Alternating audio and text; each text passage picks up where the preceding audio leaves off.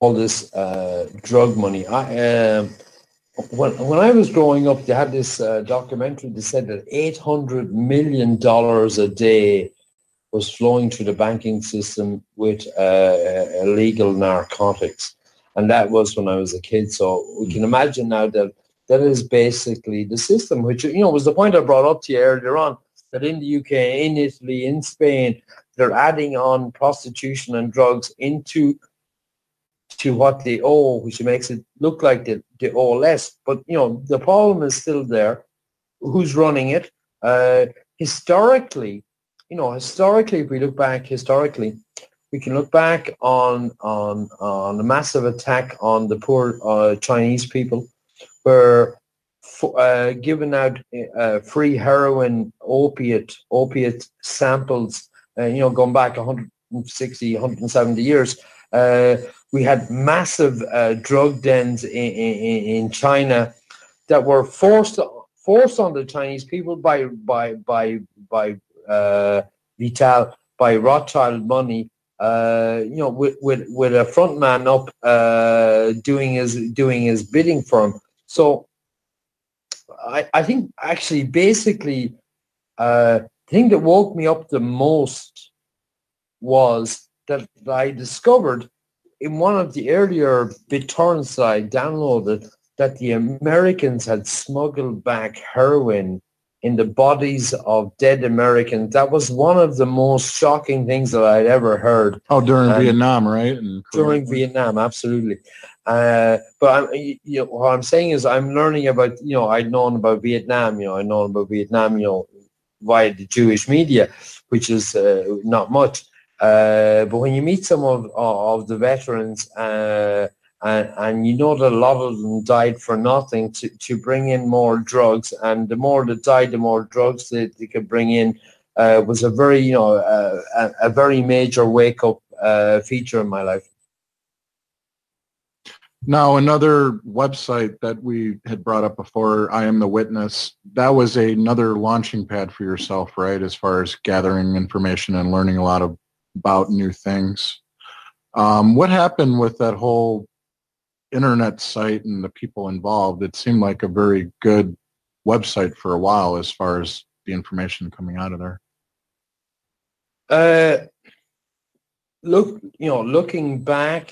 Looking back, someone was a Jew in there. Somebody screwed that all up. Now, this is before I came in. So, I like to say someone came in. I'm talking about I came in later. We're talking prior to, we're talking about 2005, 2006. Darryl was on fire. A lot of new information that none of us knew, but it's been out there for 100 years. Mm-hmm.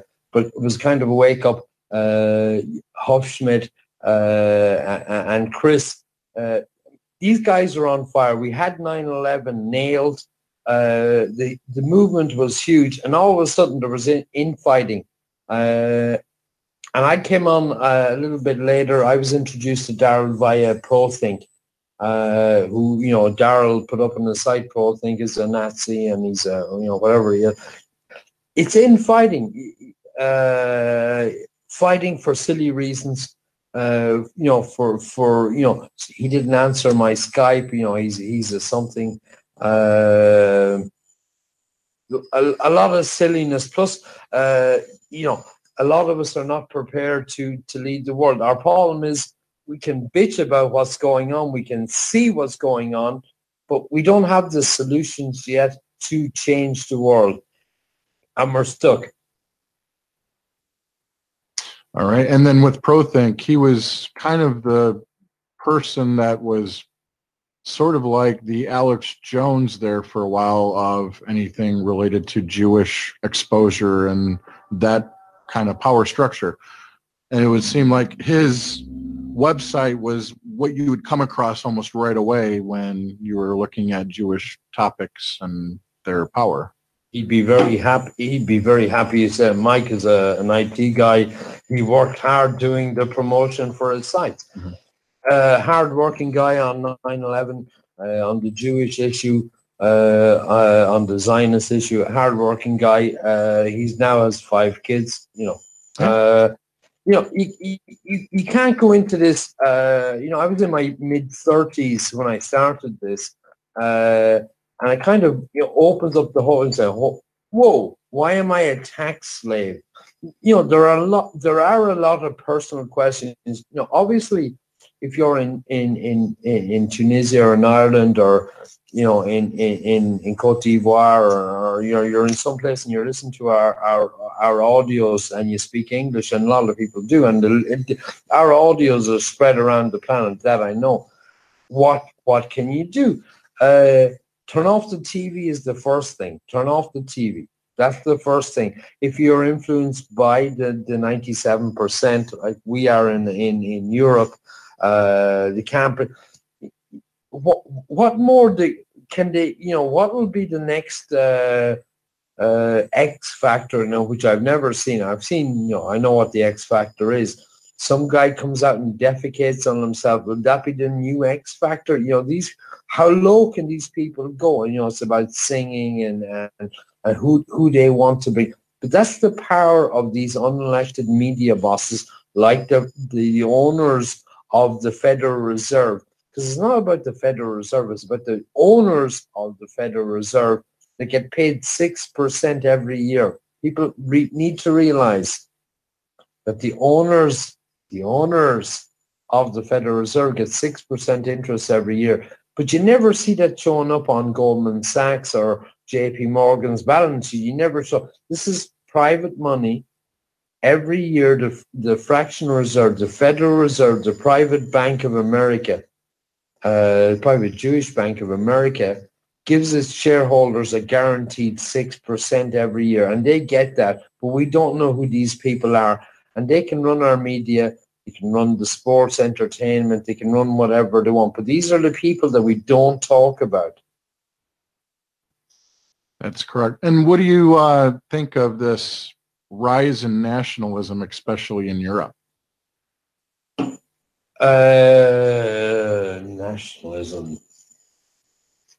Listen, I'm not fully sure what nationalism, what it means. But I don't know what you particularly mean. Well, let's say like groups like France here in France, where I am. Say, for example, I went down. I was in a restaurant, in a bar, or something, and there's 10 French guys. They'll insult themselves because one is from the south, two are from the north, or and they're complete. They consider themselves from completely different places, but they would defend France, so it ties into nationalism. But nationalism against whom? Who are the enemies?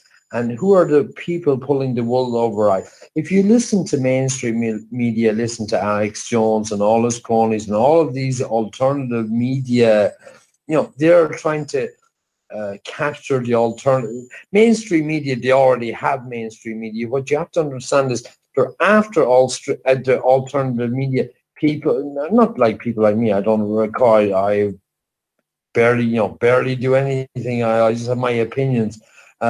They don't want us to have opinions. They don't want us to talk about, the genocide of the Palestinian people, the killing of, 3-year-old Hamas fighters. They don't want us talking about that. They label us. I don't get labeled an anti-Semite or Holocaust denier. I'm on Twitter. I talk about Twitter, which is my main feed. Confront these people with the facts and ask them. Get in their faces. Ask them. Don't say, "Oh, what did you mean?" But get in their faces and say, "Describe this." Currently, at the moment, we have Benjamin Netanyahu. I think we are. I think we're Friday. We're Friday. We're already Friday my time. Mm-hmm. I'm hoping Benjamin Netanyahu. You might find this a bit odd. I hope he gets the Peace Prize tomorrow from these people up in Norway. I hope they gave Barry the Peace Prize in 2009. How many countries has he attacked since then? You know what I mean?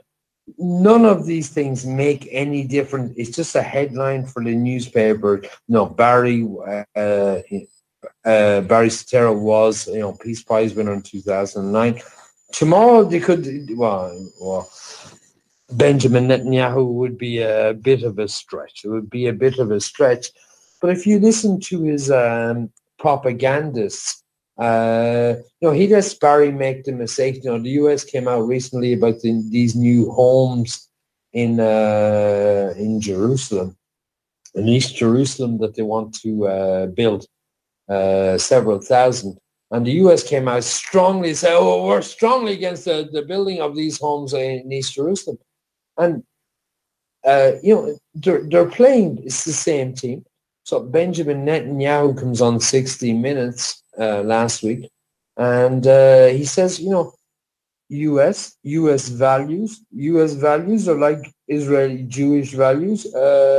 We can't shit on anybody. That's what he said. He said, these 2,500, 3,500 families want to build a home. It's the American way. It's the American way. Yeah, pretty much. America, I mean, they're the same. America, we're only up to 1% or even have a clue what's going on. The other 90, another percentage are going to be out waving blue and red flags, and you're going to be busy in 2016. Well, in Chicago, in Chicago, they've already got a flag that is being pushed in the media a lot more lately since Rahm Emanuel has been mayor. The Chicago has a flag for itself. But he's a dual citizen Irish. I wouldn't trust Rahm Emanuel. He's Irish. Wouldn't trust that man in a million years. He's a very doubtful person. Wouldn't trust him. Yeah, he's a untrustworthy Irishman. Absolutely untrustworthy. He knows the secrets. Absolutely untrustworthy. Yeah, and he's getting to Chicago, where Barry came from. Yeah, they're definitely tied to the hip with the whole Soros and Rothschilds and all that kind of good stuff. And with the Chicago syndicate, it seems as if that's where the neoconservative base has really stemmed from as well. Jews. Yeah, exactly. Well, you have a lot of them have their schools of thought, and a lot of their schools of thought, the financial concepts and the Jewish supremacist thought process, the neocon mindset has come from Chicago universities as of late. Mm-hmm. The Chicago flag is a Israeli flag with 4 red 6-pointed stars in the middle. Didn't know that. Yeah, it's pretty crazy. Now, back to nationalism, the reason why I ask is, the EU is the opposite of nationalism. It's forming one conglomeration where European nations, their people, there's separate different cultures. And nationalism would be to maintain those borders and that culture, I guess, would be a good example of what nationalism would represent. In which country? Take, for example, we just had the recent Scottish vote. Well, yeah, that would be like breaking free from the UK would be a step towards being more nationalistic, would be nationalism. And then you've got groups like Golden Dawn in Greece, that would be a nationalist political party. So when I say rise in nationalism, you see more people trying to fight the idea of the EU and becoming less nationalistic. So they're trying to maintain their national identity. I think this is a question of need to be smart about this. This question about people being unplugged from the system that they're not. We all know the movie, and I think it's kind of applies. The National Dawn in Greece give out food very selectively, according to the Jewish media. That's what I know about these Greek nationalists. What the Jewish media show me. They do a lot of good. They've been accused of lots of things. But if you're a nationalist, you see a lot of enemies. Normally in a small country, you probably shouldn't see that many enemies. What I see in nationalism is the wrong enemy, and that's my problem with nationalism. I'm nationalistic as they come, but the problem is not the people that you can name. It's the politically incorrect people that you can name are the people, and we don't get these people on TV, our national leaders, our politicians, and our normal people, our normal friends. The thing is, as soon as you educate your people around you about who runs the world, they become afraid anyway. It's amazing. It comes back to the start of America, the small percentage that fought against the British. And I was thinking about tonight before we went on the show, and said apparently 3 or 4% of the Americans went against the British, with the Boston Tea Party, whatever. Okay. That's what they say. For some reason tonight, I said that's bullshit. I don't buy the story anymore because it doesn't suit, unless it suits the Jewish agenda. Okay, all right. And with nationalists in Europe, wouldn't you see them being as the type of people that would be at the front lines trying to fight whatever evil or Jewish entity? Front lines. Europe is, there are many nations, I don't know what we're about 45. Are we talking about a nationalist Serb? Remember Clinton went and bombed our fellow Europeans in 1995. Oh yeah, bombed Belgrade, for some bullshit Muslim reason. They were attacking the Muslims in Kosovo. Some non-existent Muslim country in Europe that we don't have, or didn't have. We now we have them everywhere, but that's beside the point. Yep. I'm talking about the reason for, not the people. I'm the religious reason. I'm not that important, but the reason, and I remember the summer of '95 quite well. You had the photo of the guy in the Time magazine, this little skinny Croatian guy, and then 20 minutes later he was in the next magazine photo. So you talk about Serb nationalism. He fought Serb nationalists. Weren't fighting only the Muslims and the Croatians. They fought Zionism in '95 and they lost. Yeah, sure. They lost militarily, because it's very difficult. It is very difficult to beat the system that we have, that have all the bombs and have all the cops and have all the things. As I said earlier, we have nothing. We have an uphill struggle, but at least we have to understand that there is a struggle, that we can win, organize better, smarter. We don't need the mega billions for the bullshit. The story is true.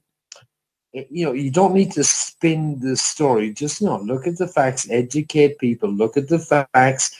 How did Building 7 fall in 6.5 seconds on 9/11? Building 7 on 9/11.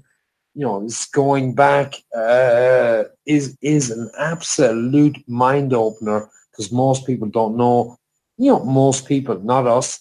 Most people, the 99% of the sheep, don't know about Building 7, and from all the studies, people just don't know about it. Here's another character that a lot of people don't really talk about, but awards are given out each year in Europe for excellence in trying to format the agenda. And we touched upon some agendas, but here's one from a Coudenhove-Kalergi. Have you heard of this guy? Richard No. Coudenhove-Kalergi. Well, he wrote a book called The Practical Idealism. And like I said, awards are given out in his name to this day. So he says Europeans to become Negroid mongrels. The man of the future will be a mongrel. Today's races and classes will disappear owing to the disappearing of space, time, and prejudice. The Eurasian Negroid race of the future, similar in its outward appearance to the ancient Egyptians, will replace the diversity of peoples with a diversity of individuals. Basically, in the East, the Chinese people are the ethical par excellence. In the West, it is the Jews. God was the head of state of the ancient Jews. Their moral law, civil law, sin was crime. Through the ages, Jewry has remained faithful to the theocratic idea of the identification of politics and ethics. Christianity and socialism are both attempts to create an earthly paradise. So basically, in a nutshell, this guy is stating that Jews will become the nobility of the Western world, and the Chinese will be the Eastern world, and then everybody else will be a mongrel mixed race. That's the goal. Mm-hmm. I think we need to know more about the Chinese nobility. Otherwise, I'd go along with that, absolutely. But I think that we will find, it's a question of blood. I think we will find some Chinese nobility are very closely tied to Rothschild.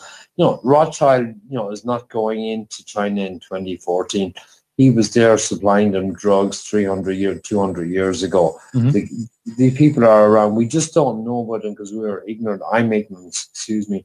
I don't speak Chinese. I don't speak Mandarin or Cantonese and a lot of the other Chinese, and I can't read what they're saying online about the Rothschilds, but I'm sure the Chinese are also bitching. Well, I would also say that the Genghis Khan era and Attila the Hun earlier, it was all part of this whole Khazarian theory, mm-hmm. where we see these Asiatic Jews running shit, the merchant operations. Even in Venice, that wasn't an Italian operation. That was a Jewish operation in Venice, and your Marco Polo and all that kind of bullshit. So Genghis Khan, the mongrels ruling China, we can say right there was a Jewish influence at that point. So. Absolutely. And this book, this Practical Idealism that I brought up earlier from Coudenhoff, was written in 1925 in Vienna. You just said this influence, and it's very important. It's getting late for me. I'm getting tired. Yeah. But the power of the headline, the power of the media bosses, the Jews, this is their ultimate power. They have the banking power behind them. They can print, they can pay for anything. And after the bankers come these media bosses, I don't know whether it's in China or Japan or wherever, these are the people that step in and do the work for these. These, it's stacked against us. It's very stacked against us. They run all the media, and they are going to run all the alternative media. We get no voices. We'll be, described as deniers and anti this and anti, which I totally don't accept whatsoever. But they have the judges, they have the lawyers. You know how it works.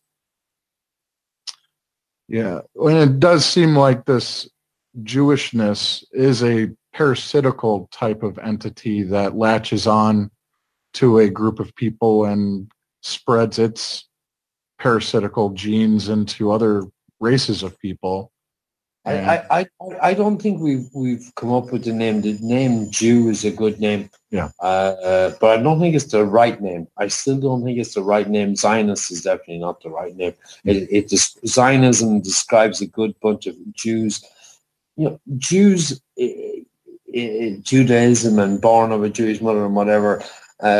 It's the Jewish little helpers. There's a lot of people. It's not quite right. We're getting closer. We're getting closer to really identifying the top honchos. To just say that all Irish people are this or all this, we need to be a little bit more precise in who are the people that are running our media, who are the people that are trying to split up families and if you're born to two transsexuals, whatever that means, that's a normal family. That's what we have in Europe. You're talking about Europe. In France, they're still fighting against this gay marriage. They're not happy about this gay marriage because the gays. The last week in French news, the thing was the first minister, Prime Minister Manuel Valls, Jew, said there's no way that these gay couples can apply for assisted babies. Now, homosexuals have marriages, and they can apply for baby services and stuff like that. I leave that open up to your own imagination. That's where we are in France. So I'm not going to say on the right. It's not the right. It would be the right because the Jews are on the left. All these pro changing what the family means. The family doesn't mean anything. The family is useless. You don't need the family. Or on the left are the Jewish progressive element. But on the right, you still have the staunch Catholic family that have absolute faith in the family and trust in family. And listen, if you don't trust in family, we're fairly screwed. Absolutely. And that's the whole agenda also is to destruct the family concept and pretty much creating like a brave new world where you're just having sex randomly with people and whenever you feel like it, and you pop a pill whenever you started having some anxiety. I come from a different time. I come from a different time. I come from such a different time. We have certain positions on the planet, and we can't all be doing fuck all. We can't all be doing nothing. Mm-hmm. This is what we're going up against. Everything is, a leftist liberal thing. Everything goes and whatever. It doesn't pay the bills. You want your family to do better. This kind of Marxist continuation of Marx does not work. And I'm confronted with it for the last 15, 20 years. Absolutely confronted with this. People that want something for nothing. That's our own people. Yeah, we definitely need to start looking at ourselves in the mirror and taking responsibility for who we are and trying to build our own legacy up. Now, with you yourself, it seems like you're definitely pro-Palestinian in a lot of your views. Are you pro-white in your mindset as well? Good questions. Pro-white. Am I pro-white? Pro-European. Would you like to see the continuation of your people? You have to talk to me. Listen, I'm a white person. I'm no expert on race. I really am not. I don't like talking about it. I'll talk about it, what I know about it as a white person. We are the most endangered species on the planet. That is absolutely, for sure, absolutely not on the agenda of white people, because we are listening to 400 years of slavery via the last 100 years of Jewish media that blames white people, not the elitist Jews, for it. So, I've said it recently on a recent show. I didn't go to Saudi Arabia. I don't want to live with the Saudi Arabians. I don't want to go and live in Africa. I don't want to live with the Africans. I wish them all the best, but I just don't particularly want to be there. Diversity is fine, but if 99% of the people around me are not the people I grew up with, that's not what that's not particularly what I would. There's a lot of diversity just amongst European people as it is, which is a wonderful thing. And let's fight about that. I look down on several lower countries, and it's just a European way. You look at the Germans, and people hate the Germans. You have to hate the Germans as part of being European, because they are very successful. I love the Germans. I've been to Germany. I speak a little bit German. I spent my 18th year summer 3 months in Germany when I was 18, which I have very, very fond memories of good people. Our people, but they're not our people anymore, because the doors are open up. Any shitbag can come in and suck off welfare, and that's what we're surrounded by now. And our problem is our way of life, and people, go, oh, white people are on. They brought civilization to in most parts of the world, light where there was darkness. I'm not absolutely not uh, condoning the pedophilia and all the murders and all the criminal thing. But I'm just saying, as a white race, as the European race, the Europeans, as we were, not in Ireland, we were pig farmers and living in shit. But we came on, and there's a certain part of Christianity which is, not, respect thy neighbor, a certain bit of respect, which is, I think, the respect thy neighbor, respect is being broken down, and that's the family values being broken down, and not just in the white race, the Asians. They're all been, but MTV has got them. Anything goes, breaking down all racial divides except Jewish. Go to Israel and say, I want to go live there, and say, oh, you're black, you can't go there. You can't drive on roads and stuff like that. The most racial country in the whole world is Israel. So if you want to ask somebody about, racial issues, maybe ask an Israeli, can give you a little. I just grew up with this, as I said. This is a bit of diversity. But I don't want to live in Saudi Arabia. Have you heard the mantra before? Diversity equals white genocide. Listen, I know better. Multiculturalism is a Jewish weapon against the only power structure against the Jews, which is the white elite, the white race on the planet, since we took over the planet several centuries ago, and that's who they're fighting.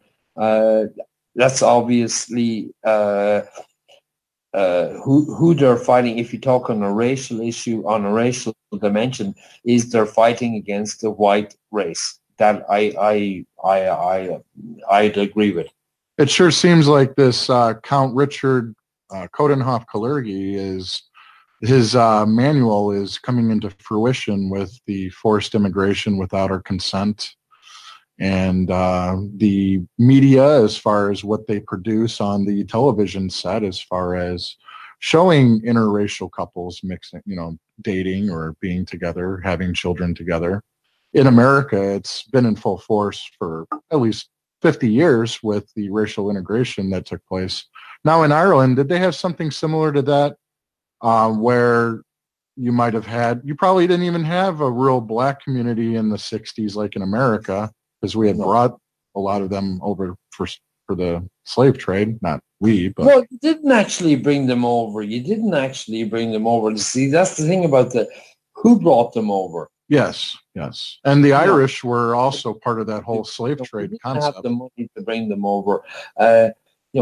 Pin slavery on the slave masters. And they're the same slave masters we have now. And, they created this country in the Middle East that doesn't exist.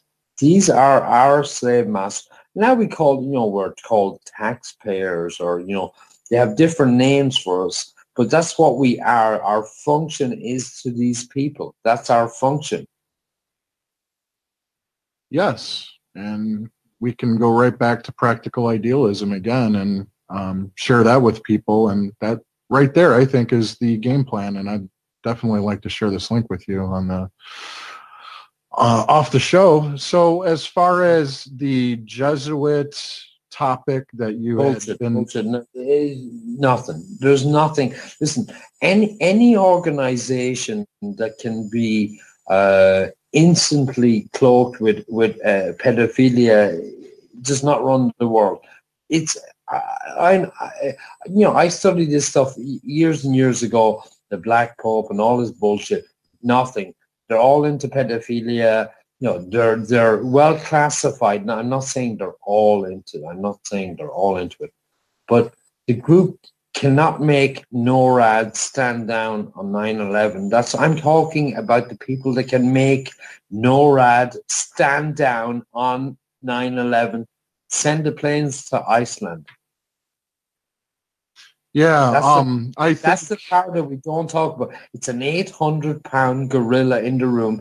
It's Israeli, Jewish, Zionist extremism on this world. That is what we have. They did 9/11. We've done the research.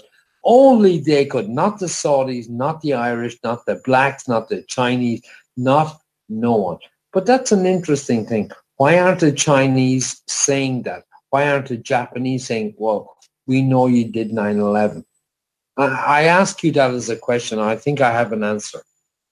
I think that information is slowly coming out to eventually blame at least the American presidency and the leadership for 9/11 eventually. I think America's baton is being handed over to China or Russia, the BRICS nations, for the military power of the world. I disagree. I strongly disagree. I'll tell you why. Okay. I recently interviewed Congresswoman Cynthia McKinney about 2 months ago. Okay. And the reason I say it, and Cynthia, I love Cynthia, Cynthia just does not know what I know. She just cannot possibly follow all the channels of information that I follow, but she's very well educated.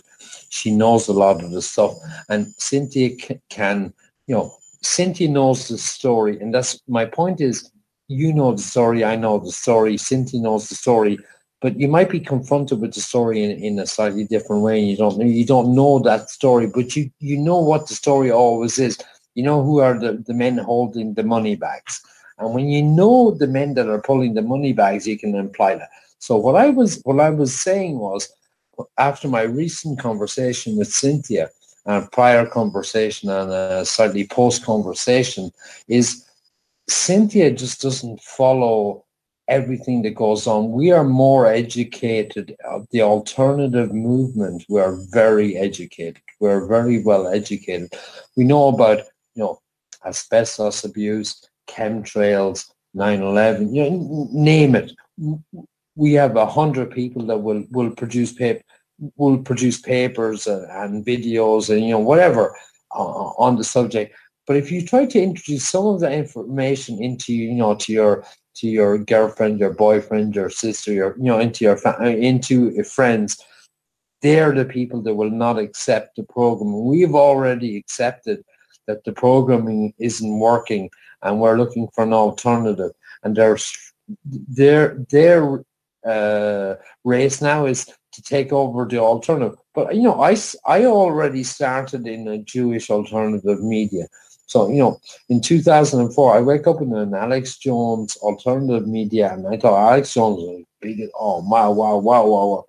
But there's a certain clique, and Alex Jones doesn't blame Arabs on Hollywood, Arabs of this, and boom, it doesn't work. But, long before that, I knew I was just waiting on Alex to say that.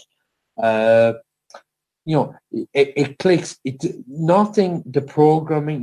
We don't accept the program. So we have a current situation where we have multiple millions. I'd say many tens of millions of people around the planet that are hooked in, that are a little bit lost. I'm a little bit lost. None of our leaders are bullshit. They're all bullshit. We just don't believe what they're telling us, and we don't know what the next plan is. And we're a very small minority. And what do? We infight. We infight. That's what we do. That's what we're control and divide. We're probably as controlled as the alternative media. Sometimes it makes me sick that we wasted time. On 9/11, take the typical case of 9/11. The evidence was never in because there was never accepted in the congressional report. Mm-hmm. But we know that even now that 9 of the congressmen have said, we're sorry about that. We were kind of forced in, we never got to read it. We just signed it, and Congress went along with it, and the Senate went along with it. It's the system that we're fighting. That's very difficult. And people, listen to these shows. You can't just listen. You have to get in. If somebody gets in your face and says, oh, but Israel is the only democracy in the Middle East, remind them of, you have to have second roads for the Arabs. Remind them of, of a million things. You cannot. It is the time to stand up for what we believe in. And we need to say, no, TV, we don't believe in TV. We, radio, the problem is, you look at CNBC, the numbers are out. And we have the numbers over 20 years, which is lovely. And the numbers don't lie, as to say. And take, for example, the biggest money-sucking system of poor people, middle-class people that thought they were rich and smart, was CNBC, and they had bought all these stuff, and people that lost their shirts on, and they're still in business, but their numbers are so down. They're down 80%, because people aren't accepting the programming, and this is where we need to step up. But we need to forget about the infighting, which we won't. We're being guided as well, and we need to be there for the people that are waking up. But what we have is people waking up and say, "Oh, it's the Black fucking Pope. Oh shit, it's the Black Pope." People are sending me email. It's the Black Pope. It's the Black. Oh, Alfredo or Alfonso or whatever his name is, and we lose a lot of time. But a lot of this early work, as I said, was done by Alex Jones. Working for the Jews, and he has the right of return with his Jewish wife. He has the right of return, and he will return when things get hot in Texas, Ebola or guns coming to his place or something, or or confiscation of his illegal gains and stuff. Alex Jones is a pro-Zionist, but we've known that. But what is the gain? So here I am, 6, 7, 8 years after saying Alex Jones a fucking chill bastard and calling him for all the names under the sun, excuse my French. What has it got us? He's still selling water filters. Mm-hmm. I have to face reality. He's still selling, silver. I know, he loves all this stuff and he's on a diet and stuff. He's a fat little bastard is what he is. Lied through his ass. And he Alex Jones needs to be singled out for hijacking the 9/11 movement, which we were very strong. We had a lot of energy. We knew this stuff. And then he came out with his little 3 Jewish movies, 3 versions of the same movie, but his 3 little Jewish buddies. And we pointed it out. And one of them called me a Nazi. Okay. Mm-hmm. I forget which one of them, of the 3 of them. When was the last time? Remember that. Remember Alex Jones pushing these 3 little Jewish kids and their version of 9/11, and they made a bollocks of it. So they made a second one, and they made a bollocks of that one. And then they made a third one, and they cocked that up. And Alex Jones had them on. He even had Jason Burmis, that doofus. I think he had him on his radio show for a year or 2. Yeah, he had him. Yeah. When was the last time you heard of these people? When was the last time? They're not truth tellers. They were never here. These were I'm not saying completely they were disinfo. They were just getting their little salary to continue what they didn't know. They probably I don't know whether they were completely disinfo agents and spreading it, or they were just little bastards just playing along with it, not trying to know what really happened on 9/11. But we did it. There's a video that said they know it. They did it. You made NORAD become SNORAD. You could make NORAD fly to Iceland on 9/11 is some feat. That is, I don't want to go into Building 7. I don't want to talk about dancing Israelis.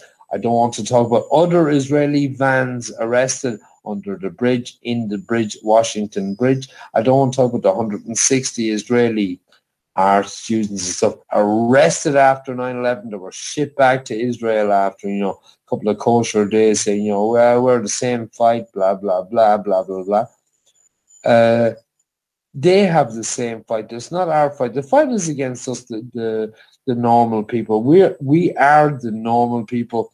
The families, we look after families, the towns and states and countries. But what we have at the moment is you have to pay taxes so Israel can kill Palestinians. That's what I understood recently.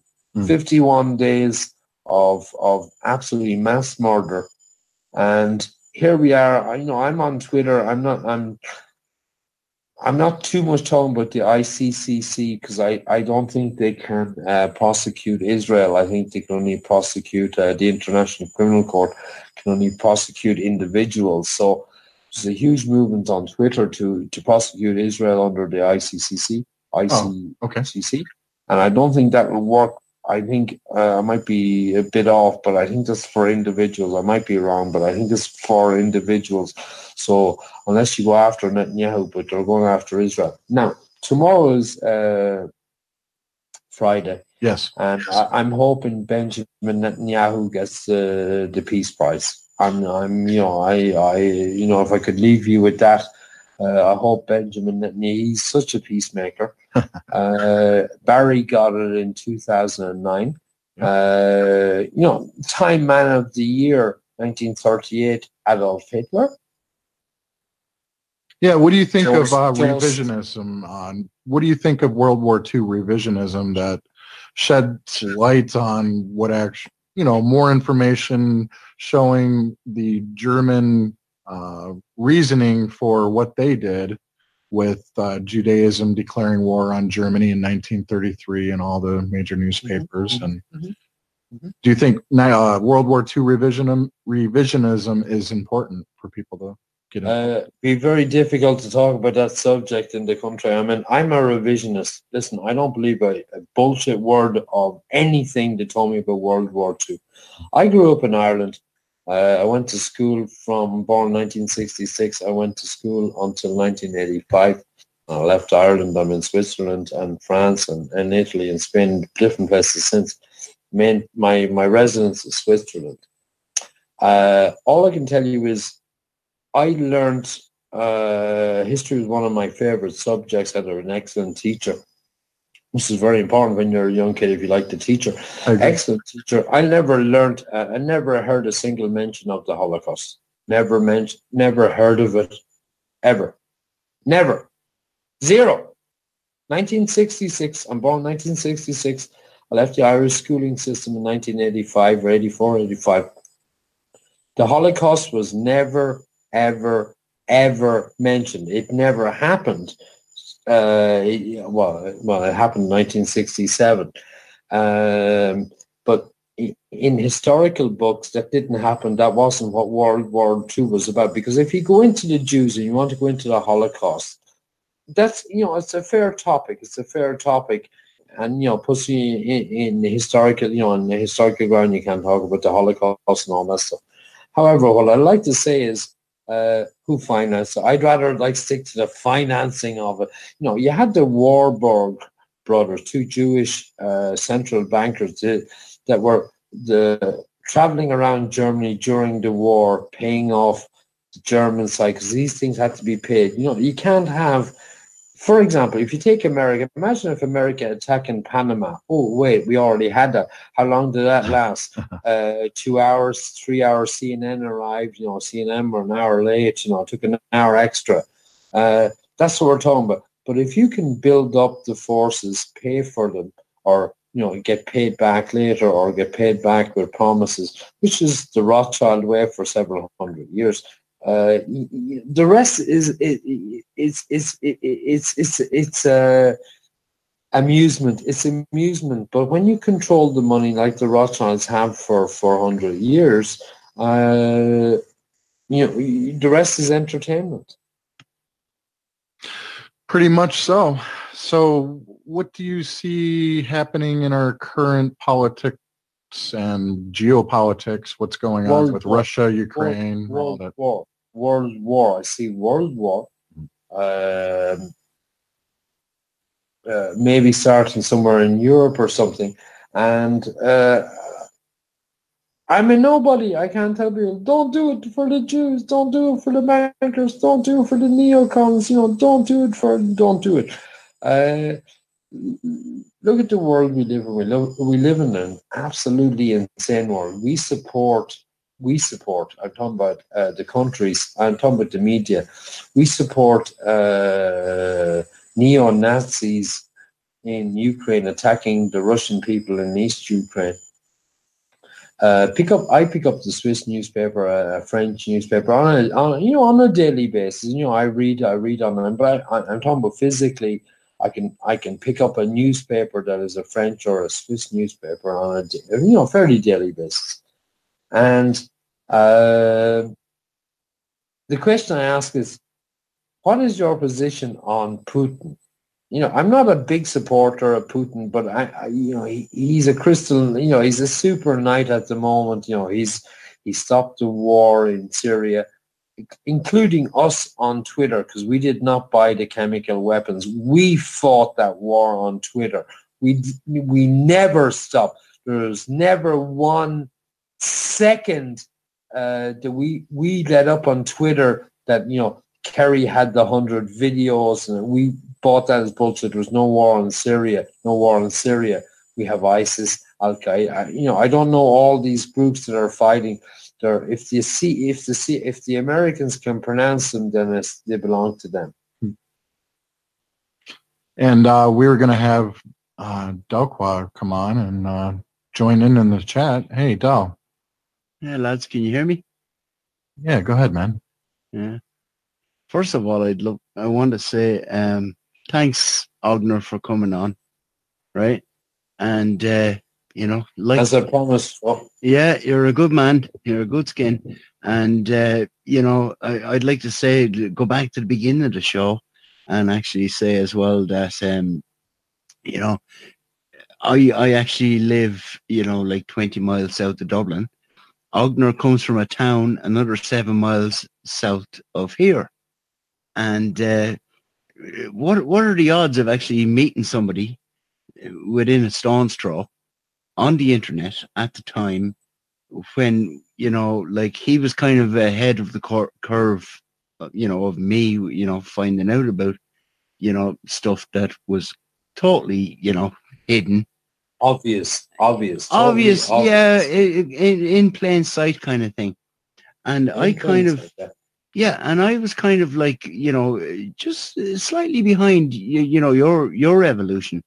And I came across Consent as well, and it was like, wow, and discovered the BitTorrent, and came across Consent and, and all the other ones at the time, like Mono Nova, I used to get loads of Jeff Rents, there used to be a guy who used to just post Jeff Rents all the time on that BitTorrent, So, it's like another, even though it's within like very short living memory, even at this stage, it's like a little part of history, the way things have moved on, even though there's still like BitTorrents and things going on. But yeah, back to it's a war, Joe, on BitTorrent. BitTorrent. You listen. You're in the Emerald Isles. You go to thepiratebay.org.se.com and you're blocked. You'll get Aircom. Well, yeah, in certain places, but there's ways around that as well. Because you see, this is the thing. They always build a wall. And then the likes of us always like find somebody else, I didn't have anything to do with it, but there's always someone out there doing something, that actually, fixes it and figures it out. And I think it's like what you were saying earlier on, Ognir, about, we can go on the internet and we can whinge about this stuff because we see it. And, we don't have very little power, right? But the very fact that we're actually saying what we see And it's, somebody who might be a little bit higher up in this whole machine that we call life, and the cogs in the wheel, and they might go and do a bit of research. And that I think that's why a lot of us are doing this stuff, on kind of like internet radio and stuff like that, because it's a way of communicating, you know. But I think that was my point. Yeah. If a quarter, if an eighth of our politicians were, up to date on the topics, and as lads, as you know, we're talking about chemtrails, the Palestinian issue, where we had the Irish ambassador, the fucking Irish ambassador, not raise up his hand against Israel and say I'm against you. He said no. Lads, I couldn't do it. Something wrong with the world. When the Irish nation couldn't stand up, their ambassador couldn't criticize Israel. And that's where the Irish nation is now. And we always thought it was the English. It was the English. But it was never the English. It was always London, but it was always the city of London. It's the square mile of London with a Jew up the fucking behind of the latest puppet that was coming to do all the bullshit on the rest of the world. And that's where I'm at this stage, man. And they use all of their little tools in their boxes, right down to media fakery. I mean, you yourself and Nick covered some of that stuff during the show. But, that's the thing, you see.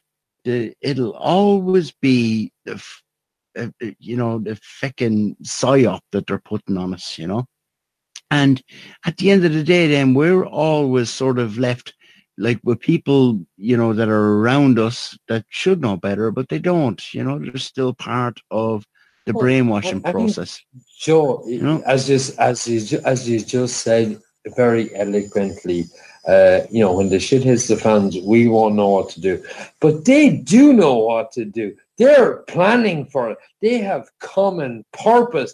They have other organizations. Mm-hmm. They have all the Ebola equipment. They have bought, in America, 1.5 billion rounds. They've bought all the weapons. They've bought all the... They're preparing, and we have no idea. Yeah, and we're also going though by what they're fucking telling us, But even say if all that is actually what's going down, it kind of leaves us still. We're the ones that are there is many and diverse kind of people out there that are calling out this stuff, that since the, people who've woke up after 9/11, people who've been around before that, and even people like Jones, I know you were talking about Jones. He was a port of call for everybody, if they were honest, in who's ever listening to us right now, because, that was part of the whole thing as well. Because at the time, America was sort of like the beacon of the free world. And you'd find this stuff on shortwave radio. And then, of course, when the internet came in, and, we all arrows kind of pointed towards that, area, like, Alex Jones types, before that, Bill Cooper. It's like as if we were always, drawn towards certain places, or pointed at least towards certain places.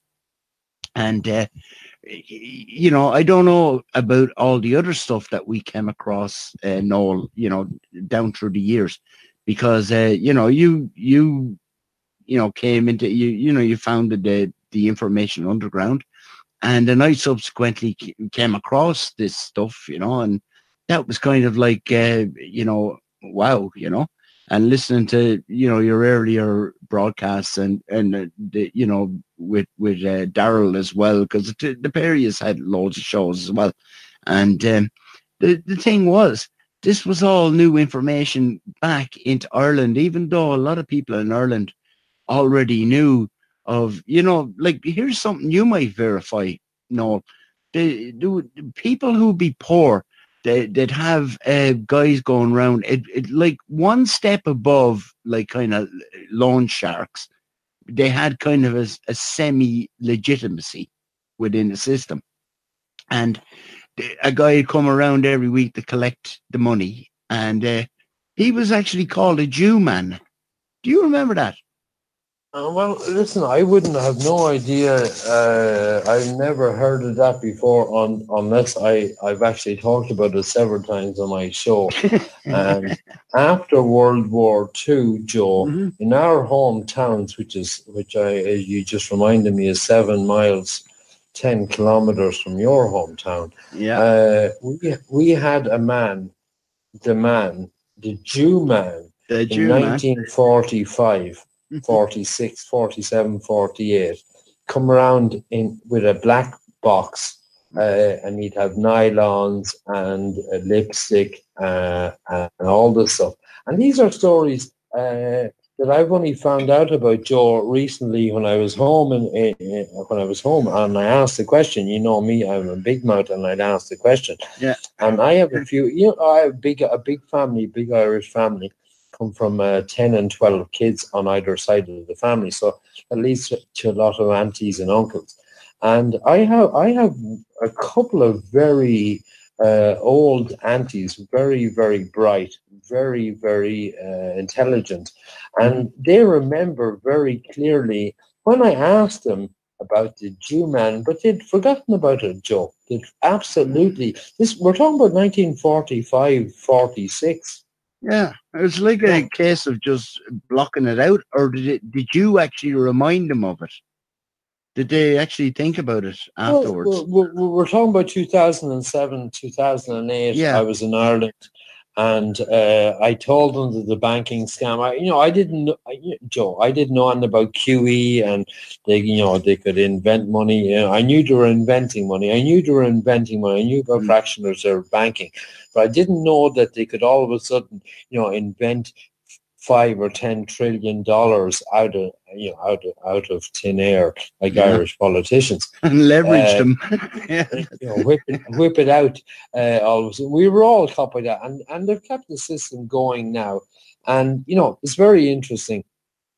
Yesterday they printed another 1 billion of these toxic funds. We're down to about 6 billion. So in about $6 billion time, not the $6 million man, the 6 billion, cold in about savers. $6 billion time, QE has ended. Now, I just want to put this on the record, Joe, and our good host. I want to put this on the record. What I've understood from my economic, financial, alternative studies have showed me what I came up with in 2010. I'm going to reiterate it tonight, and I'm positive in it. What I said in 2010 in my own shows was they can never stop QE. So now we're down to the last $6.5 billion, $6,500 million. It's a big number. They're down to the last pocket change of this program, 4 programs. So we've done QE 1, 2, 3, and 4.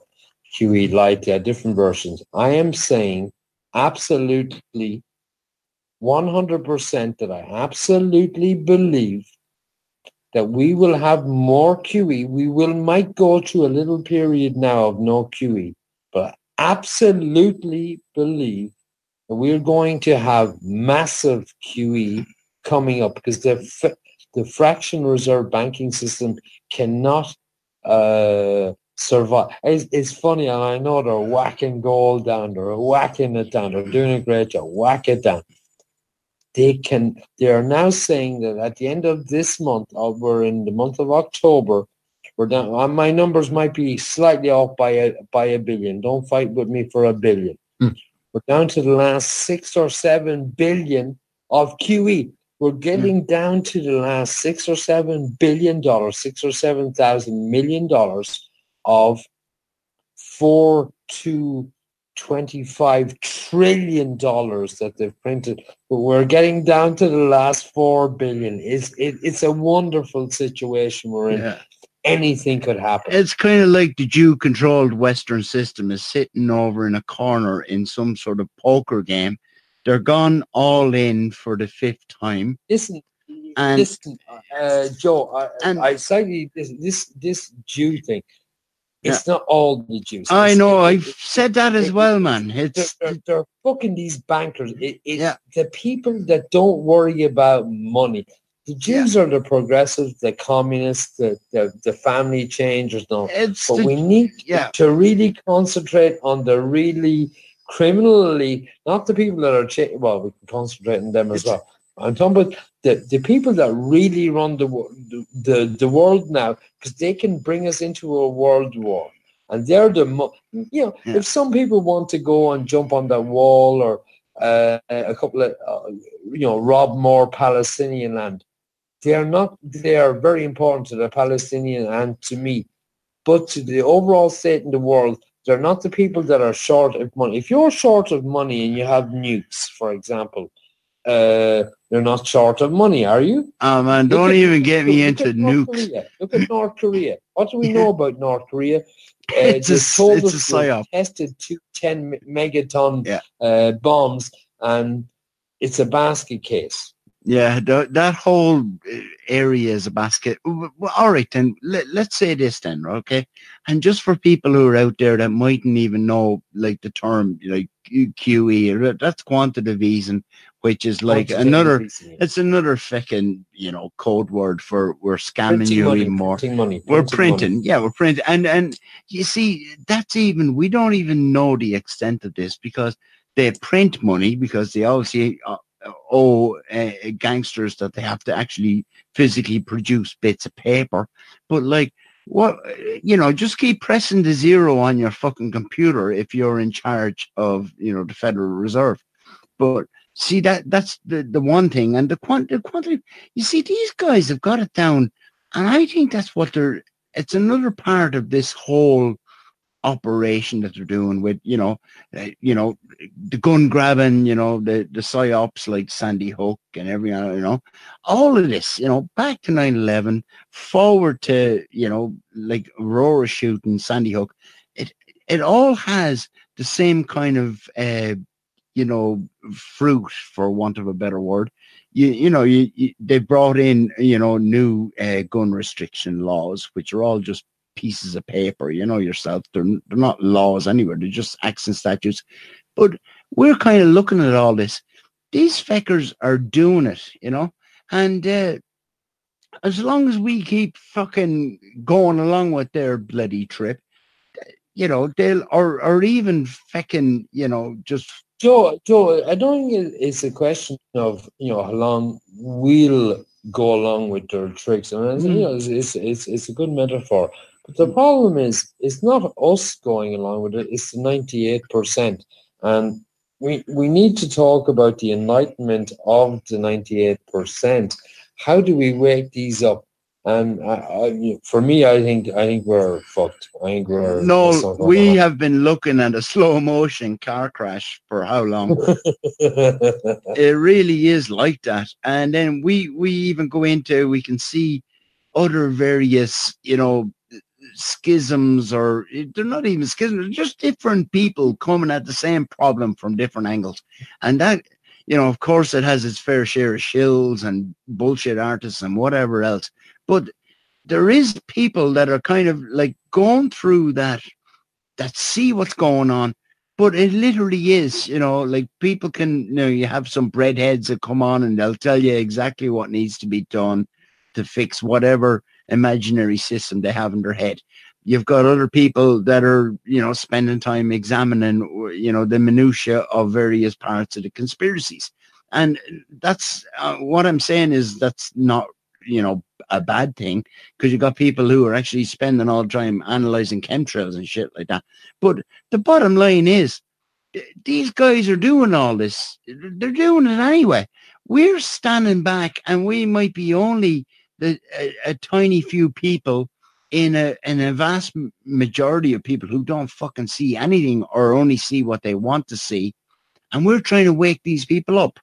Well, that's what was the original thing that everybody sort of, as soon as you find out information, obviously you want to tell somebody else, here, look at this, there's somebody, here comes a fucking train, get off the track, Hey, real quick, that kind of thing, Brizer on, we got an Irish party going on. Brizer, say hello. Hello, guys. How you doing? Hi. I'd say I know Delco as well. He's not too far away. I'm more west of where he is. And we do meet up and we know what the crack is. And I have to say as well, thanks to you, because I think you woke me up to the whole Jewish question. Because I used to listen to you when you were on Darren's show. And it was around the time when I was kind of questioning, why would the Jews be so bad to Palestine? Why are they doing all this terrible stuff to the Palestinians when they were treated so bad, allegedly treated so badly in Germany? And I just thought that just didn't add up. And then I started hearing about Zionism and looked into that. And then I found you guys there in the French Connection, and that was a wake-up lesson, a serious one for me, because when I heard you first, I just thought, this is too extreme. Jews, I knew they're up to something, but I didn't think it was this bad, So thanks for that. So that's where I am now, and I know what the crack is, Cheers. Yeah. Listen, I'm no leader. I've never been. I've always shared the information as I went along, with Darryl, with learning with Darryl and through Darryl, through my disagreements with him. But the information still stands. I've never come up and said, Darryl has said anything in any of the shows that I disagree with. I stand with the information. The information from 2004, 2005. So it hasn't really changed. It's just how we're interpreting it.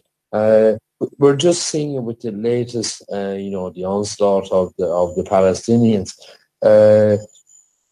We know. The thing is, just because they massacred the Palestinians does not make everyone on our side, because you have to understand fundamental Zionism, which is not good for anybody, which isn't good for anybody, which are our leaders of the world. And you can pick whichever groups and whatever you want, but these are the people that are running our world, and they're continuing to do so. And they have backup. Politicians can easily be replaced. Any good politician can easily have a pedophile or a homosexual scandal about him one weekend in some of the papers, some of the world's news of the world, or whatever, and he's gone. So politicians, there's not one single not Ron Paul. Ron Paul kept it 20 million. He sold that. Ron Paul was never our friend. He's a libertarian. He's into libertarians, but protecting Israel. Look at his son, Ron Paul. Absolute disgrace. Absolute. But he's a politician. He's bought into. Never worked a day in his life. Never run shit. And here he is, and he's up representing. I don't know whether it's Texas or Kentucky. He's representing for Israel, and that's what I'm fighting against now. You have a Congress. That meet in D.C., which isn't part of the United States, doesn't have the same piece of paper that George Bush would like to wipe his ass. We're on a completely different level here, but we have people plugged into TVs and they're watching their soap operas, and you're talking about Europe. My brother was talking about the Irish soap operas. We have Irish soap operas, and afterwards you have EastEnders and I don't know, all of these shows that just suck the energy out of our people, that they're brain dead. They're brain dead. And they're smart people. Some of these are just come home and plug in the box, and they're brain dead, absolutely useless to us. Hey, Ognir, where can we find your work today? And I'm sure that you've got your archives floating all over the place since you've been putting out work for quite a few years now. Where is your work dedicated at? Listen, my forums, which, you know, I'm not the boss, where it's a very, very small forum, but not very active. Theinfounderground.com. It's quite quiet. We have one particular thread. We have just one that I'm keeping alive for another while. We're at 420,000 views. Israel did 9/11, all the proof in the world. It's currently up to 420,000 views. The guy that wrote it, you know, think what you like, he nailed the information. Now, it's not the original version. I have the original version, which is printed just below it, which is the original version is called Israel did 9/11, all the proof in the world. But it's the text version, which is the second version that is the most broadly broadcast on the internet, is the one with the videos. But he originally did with a lot more text and photos, which is the one I have. And it's his version, Monkey See, Monkey Do, and he has many names. And I'm not going to fight with the guy in any way. He has many different names. His article is still going strong. Israel did 9/11. I absolutely believe Israel were absolutely involved in 9/11. And, you know, if you prove me wrong, then, you know, everything I've thought I've learned for the last 10 years is wrong. Very solid point there. I would have to completely agree with that. And I'd have to say, no, go on, Brizer, you go on. You were saying something? I was just saying that, talking about the attack on family values, I picked up a book there recently. It's just kind of a semi-autobiographical thing about it. There was a band here back in the 70s and 80s called Rocky Devil Era and the Grave Diggers, and the lead singer wrote a few books, and he was just kind of growing up in Ireland in the 60s and 70s. It just kind of brought me back to, quite an innocent time. Okay, yeah, times were tough or whatever, but sense of community was just incredible just reading it, And if you look around you now, Ireland, the sense of community is gone. It's gone. It is actually gone. So now the next step, obviously, is the family. So what you've got two parents who are out working, trying to make ends meet.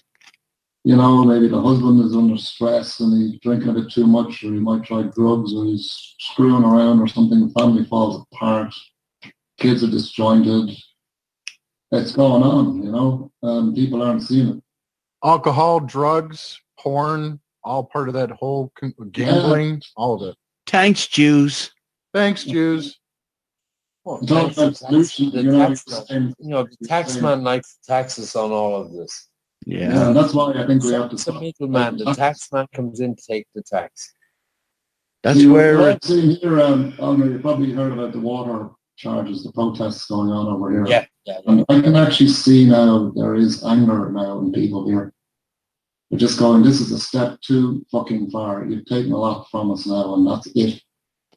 Because next year, between the property tax and the water charges, all families are going to have to find an extra €1,000 a year out of our already depleting wage packet.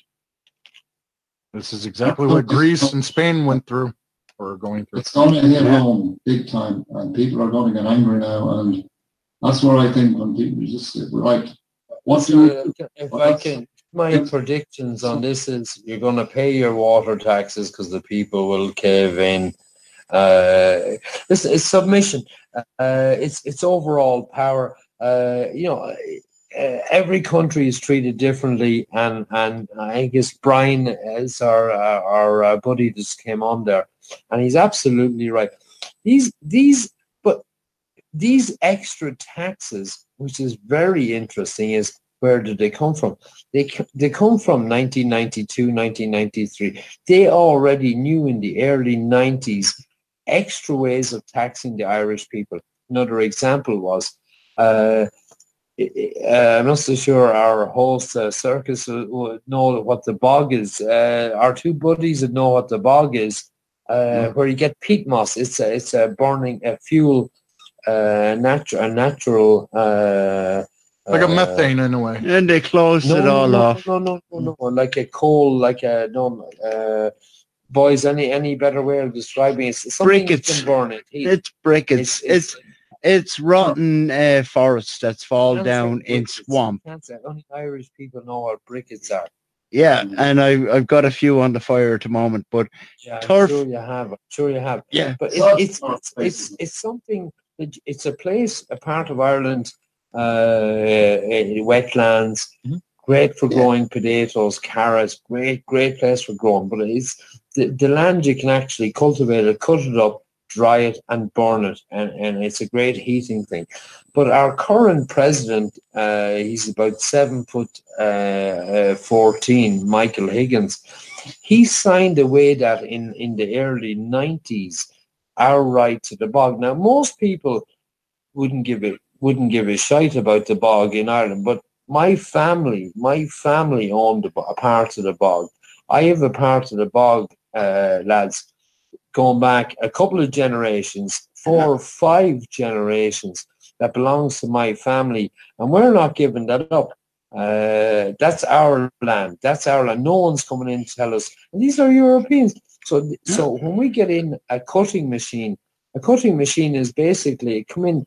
It could kind of cut off the top part of a mountain, but we're lowland, and these are chopped up into small parcels that are picked out and dried, that are perfect for drying, that we've used for hundreds of years. You know, we don't need natural gas and electricity. This is what Irish people have cooked with and heated themselves with for hundreds of years.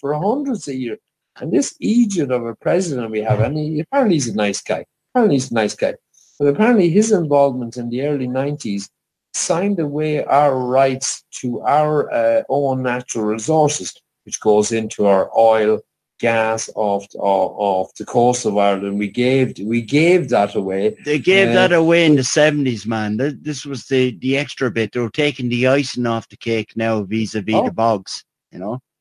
Yeah. Well, I know the Rio Earth Summit over in Rio, obviously, happened in, 92? That was a big part of where this climate change and global tax of carbon emissions and all that's coming from as well. That's what Ognir was talking about. That part of cutting off the bog was part of all that bullshit legislation, which people are still fighting, by the way. You know? And the excuse they give is that they have to protect the bog, you see, because the bog can only take so much, but of course it's been cultivated on for thousands of years and not a problem. And now somehow has to be protected.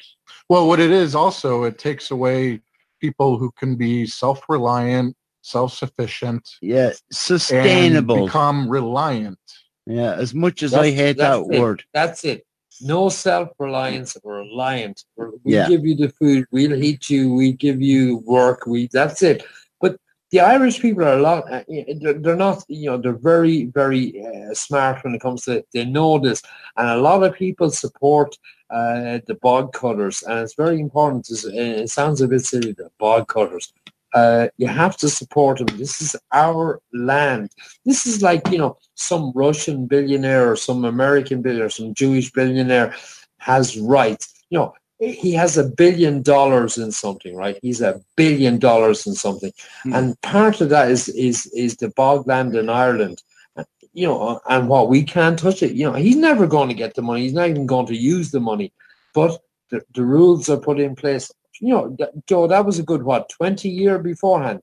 20 years before the law actually came in place. Because these people, our elites, and not just our elites, like to screw around and, they're North Koreans and having a good time, whatever.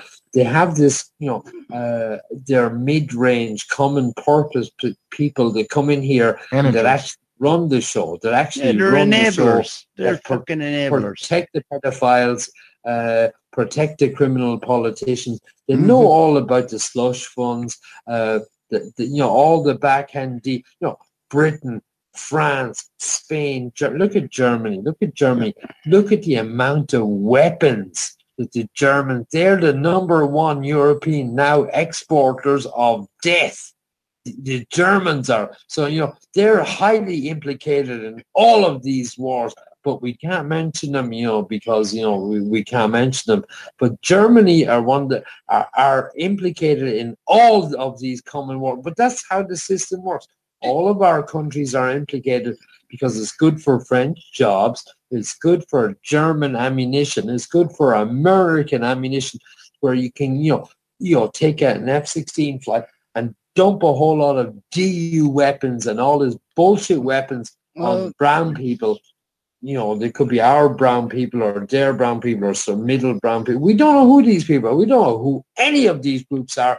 And they don't even show us anymore. They used to show us, on TV a different news. So, well, today, I'm embedded in the US 66. Now they don't even do that because it's all drones. Yeah, but have TV. These guys are watching on multiple TVs, laughing at us. I don't like this brown person. Let's bomb the shit out of this motherfucker. Let's bomb him. And, these people are having fun training. Remember, it's all training purposes. You meet up in Iraq, Afghanistan. You're giving your oldest daughter away, for an Afghani man or for any man. What a treat! What a treat that is! What an obligation that is. Give your oldest daughter away, and all his family is over, and then some fucking Egypt with a US drone blows the fucking shite out of everybody, and all you hear about is a little bit in the Afghan media and a little bit in alternative media. Oops, sorry, it was a wedding party. We screwed up. We've too much of that. We growingly accept it. We have to say no.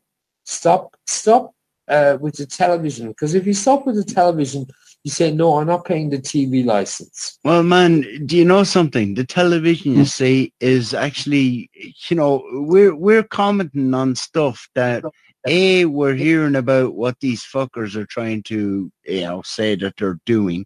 And then B, they go and do it. And C, we're still getting it from their source of bullshit. So we don't know what they're really doing. And you're dead right when you say that about television. I haven't. Look, I got rid of my fucking television a long time ago, right? The only reason I use a television is a monitor. It's a fucking monitor. I got rid of my skybox, got rid of all that crap, right? And the thing is, what did I do? I graduated onto the latest so-called New Jew World Order bullshit technology, which, Al Gore invented before he went on whinging about climate change. Yeah, and we know that's bollocks as well. Great inventor. Al Gore, great inventor. He's great, but the point I'm trying to make is that, like this stuff, the World Wide Web, and the net and everything else, it has connotations, right? But we will use it while we can, like just what we're doing now, which I think is cool. But we, it's all been given to us in that sense, So when we're seeing, whatever the latest news that they're giving us about what's going on in, Syria or whatever, and you can even go and look at those bullshit beheadings and everything else. It's just more 9/11 to the nth degree. They're getting more and more fucking blatant about it. Because why? Because the Jews have such hubris. They, when you control Hollywood and you get the guy in to think, through the likes of Alex Jones, that the Arabs are running Hollywood, and you can get even more hubris. It's hubris, that's what it is. And that's one word that I try to tell other people about, and they just don't want to know. They've got their ideas and that's it. But like these guys are able to control the media. We just rattle that off like a fucking catchphrase. The Jews control the media. It's very listen. It's very difficult if you're in the situation that you are. that we are in, that we think we have solved 9/11. We know who did 9/11, and all roads lead to the same people. Yeah, but it wasn't all the same people there. It's it's the fractional reserve bankers. These are not all the people, blacks or white, and these are the small integrated groups, and they'll hide behind everyone and whatever. Not to me. I keep following these people. Their time is up because we're coming to. Because we've copped on to their output. We're coming to a point in the market that these people are going to screw up, but who's going to pay? It'll be us again. These people rarely pay. We've had 100 years of fractional reserve banking. Let me see if I know one poor banker. Okay. Yeah, the poor bankers, What are we going to do? It's like the poor farmer. Hey, Ognir, have you ever heard of Radio 314? It's a branch off of Red Ice Radio. Red Ice Radio, I did a radio interview with him in 2007. Nice. The other one I don't know about. Oh, okay. That's Lana Locktuff. I think they're dating, Heinrich and her. They're married, American. Man. They're married. Well, and they're married. They're married, yeah. Okay. And yeah, you interviewed Heinrich, Ognir, and Heinrich's wife now does a thing called Radio 314, which is on the Red Ice Radio Network. Well, there was a recent radio podcast with Tim Murdoch, who also goes by Horse the Avenger. We were kind of talking about this earlier, and from what this podcast or radio show is about, it's the managerial class versus the establishment. So it's kind of like that managerial role that you were talking about, these people working on behalf of common purpose. Yeah. Mm-hmm. Kind of like bees in the beehive, like the Merovingian symbol out. Rich people. Do you know actually any rich people? I know rich people. My clients, I'm an IT guy, I'm a computer guy. I fix problems. That's what I do. I fix problems. And I have rich clients. These people have no idea what's going on. They have no idea. They might have 10 million, 100 million. I have a couple of rich clients, a little bit more than that. Mm-hmm. Still are rich. They have no idea. They're just bogged down in bullshit and taxes and whatever. These are not the people running our planet. The people that don't make tax declarations. We're talking like people like Timmy Geithner, for example, before he took his. I mean, I don't want to, focus on Timmy Geithner because he's not the only one.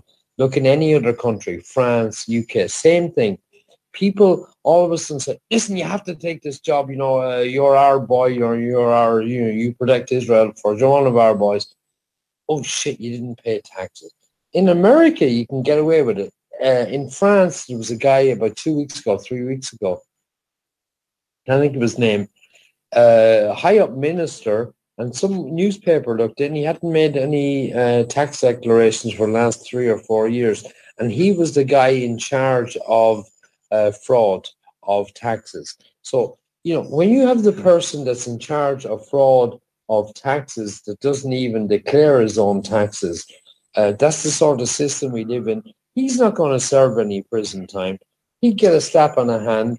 He's one of the boys. He will come back in another format, an ambassador, or, look at the UK of all the ex-ministers that got in all of the scandals. They come back as ex-minister of, Chris Patton in Hong Kong just before the takeover and stuff like that.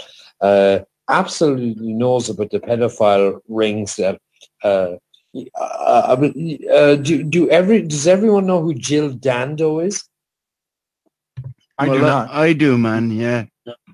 Of course you do. It was a big psyop, man, at the time, but what happened? Jill Dando, Joe, you might have filled in. I was already left. I'd seen her on a couple of. She was a morning presenter, and she was.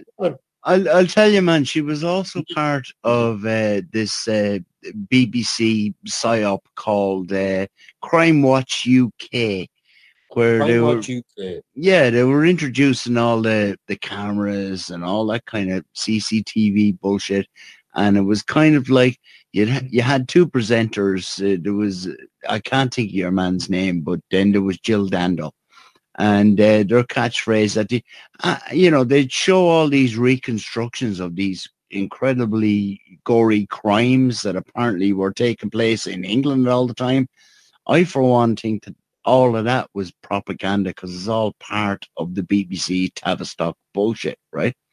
But to get on to what you were saying there about Jill Dando, she was this was her main gig at the time, and apparently she was marrying a dude, and who was a Jew, by the way. You can go look that up, and she ended up getting shot on her doorstep by, somebody unknown who managed to run down along the footpath of the river and jumped over the wall and was never seen again until the BBC presented us with this guy who was allegedly mentally deficient or something, and who liked to dress up in various uniforms and things, and had a fixation with said Jill Dando. Do you remember that?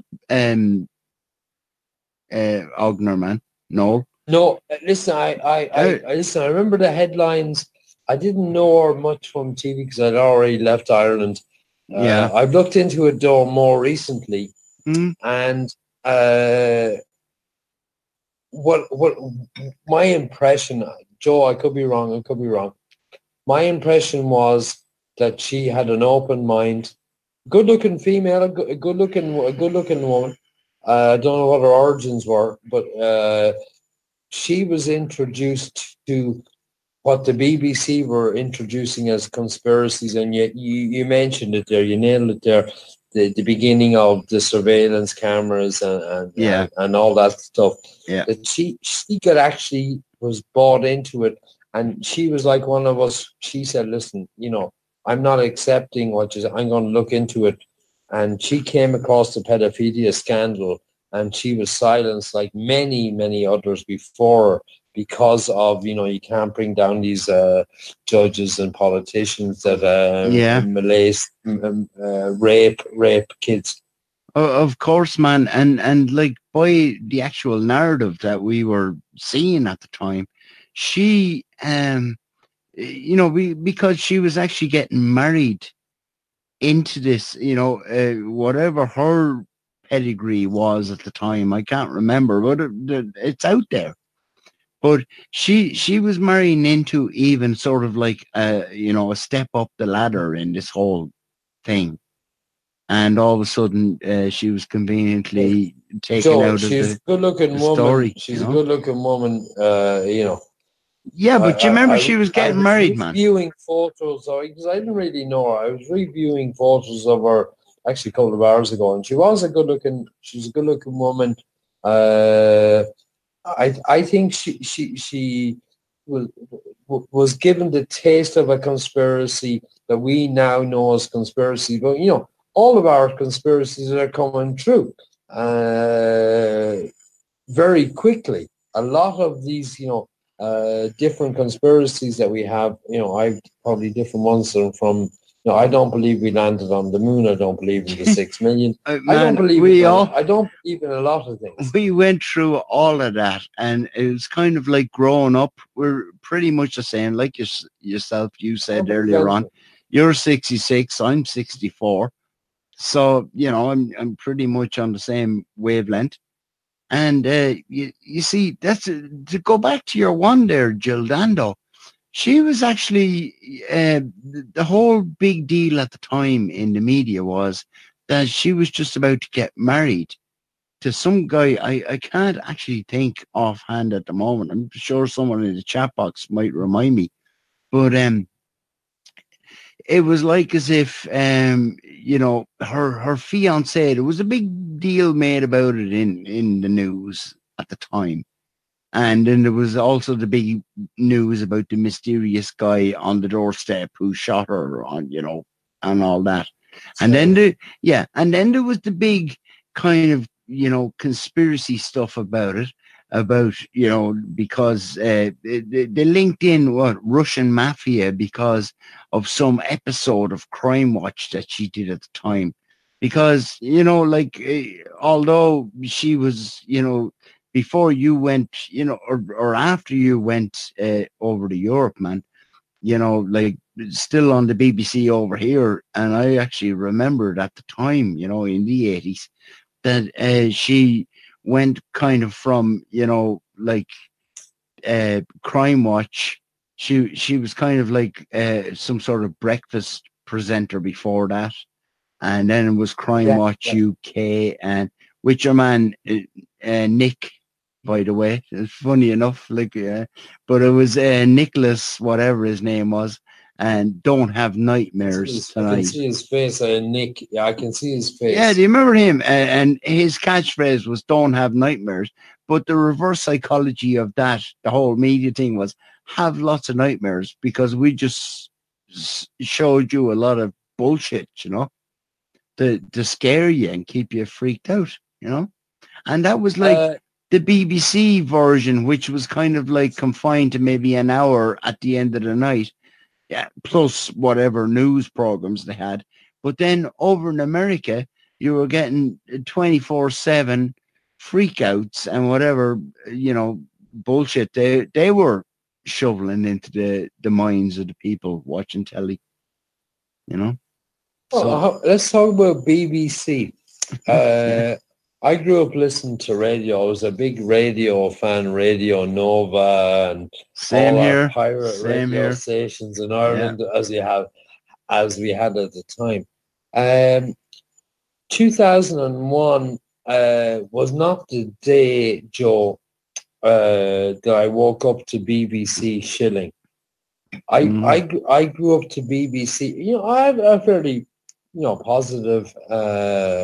Pretty much the same as you, man. Yeah, listen to the fucking radio all the time, And the BBC was so much more interesting than RTE or whatever the crap, they were trying to push. Exactly. Yeah. I woke up a few years later when the Jews attacked Palestine. I'm not talking about the latest incursion. I'm talking about 2008, 2009.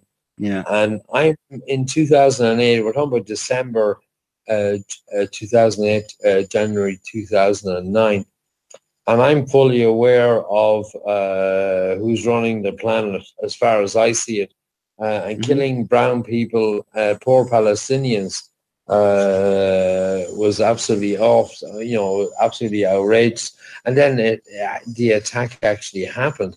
And I had my local BBC here, which was BBC World. So, your BBC Ireland, BBC Wales, BBC Scotland, BBC Shill. Yeah. And they shilled. They were all shills. and I cursed and kicked that fucking radio. I think the radio, I have a dent in my radio, which is from the 2008-2009 massacre of our good friends in Palestine, the Palestinians. I still have a dent in my radio. I kicked it, and from that day, I should have known, a couple of years earlier. I just had I live in a French-speaking world, and I could listen. Well, now we don't. You have to have numerical radio, so you can't listen to any English-speaking shill radio in your car in Switzerland, which is absolutely brilliant. It's brilliant, because I used to listen to this guy. He's a homo, a little fat homo. I don't have a problem with fat people or homos, but he had this Jewish agenda, and I never figured it. I couldn't. I listened to me. Wake up in the morning. Was that Alex Jones, man? No. This guy. I'm only joking. No. But he went to the Eurovision Song Contest until one day he said he grew up in a Jewish family. It's these progressives that are pushing all of this stuff that I don't think the planet is ready for, because the planet hasn't caught up to each other. and we have certain beings here that want to push us off all limits. Anything goes. Start a war, start a revolution. Never blame them, and that's where we are. Yeah, well, at least there's a few of us actually blaming them, man. Because, where blame lies, we got to point it out. Whenever we hear the terms cultural revolution, we need to have our ears perked up. Yeah, well, it's a Marxist fucking bullshit agenda. And the problem is we've been fatted up, particularly here in Ireland during the Celtic Tiger times. We've been fatted up. People are still too comfortable, so they're taking all these extra hits and taxes and all the rest of it. But there's going to come a time where that's it.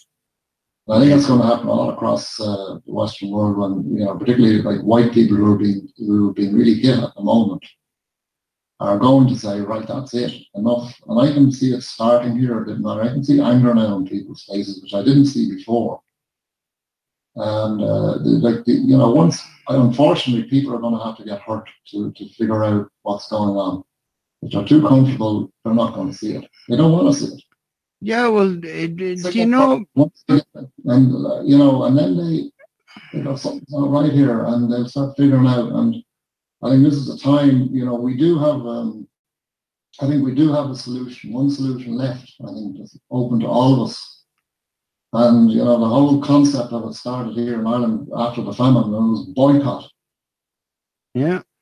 Captain Boycott came over here, and they fucking ignored him. I still think that racialism is an important factor here, because we got away from our homogenous, cohesive type of framework that we were all accustomed to. And it's much difficult to work with people that are, let's say, non-white from a foreign entity who are being taken care of by the country that you're living in, that you were born to live in. And these people aren't going to rise up when they're being taken care of like that. I know. That's why we have to nip it in the bud now. What the Jews are doing, they're mixing in, like, it's like mixing a bucket of paint. They're adding different things, and in the end, everything gets fucking lost, right? But who invented paint in the first place? Who invented ways of mixing it? And, the whole concept of what's done with that's lost on various other people. See? And you see, that's another way of fucking messing up and coming through other people to break them up, Well, the reason why these radio shows exist is because we have people like ourselves of European ancestry who listen to this, because we're fed up with this bullshit. And the people of like other nations that are non-white, they're not listening to shows like this. They're not in the mindset of trying to alter the course of history, because they're improving their own living standards.